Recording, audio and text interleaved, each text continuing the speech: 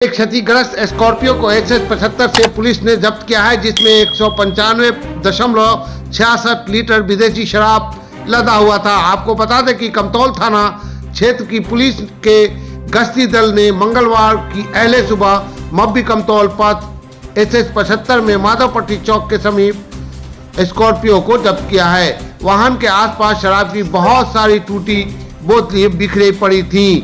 वाहन में कोई आदमी भी नहीं था। वाहन की तलाशी लेने पर ऑफिसर चॉइस 750 ml पैक में 48 बोतल, ऑफिसर चॉइस 180 ml पैक में 515 बोतल एवं ब्लू स्ट्रॉक 180 ml पैक में 372 बोतल बरामद हुआ है, जिसे पुलिस ने जब्त कर लिया। कयास लगाया जा रहा है कि शराब लदा स्कॉर्पियो वाहन बीती रात सड़क दुर्घटना में बुरी तरह क्षतिग्रस्त हो जाने के कारण चालक ने वाहन को छोड़कर भाग गया। पुलिस निरीक्षक सह कमतौल थाना अध्यक्ष पंकज कुमार ने बताया कि जब्त विदेशी शराब की कुल मात्रा 195.66 लीटर है। वाहन को भी जब्त कर थाना ले आया गया।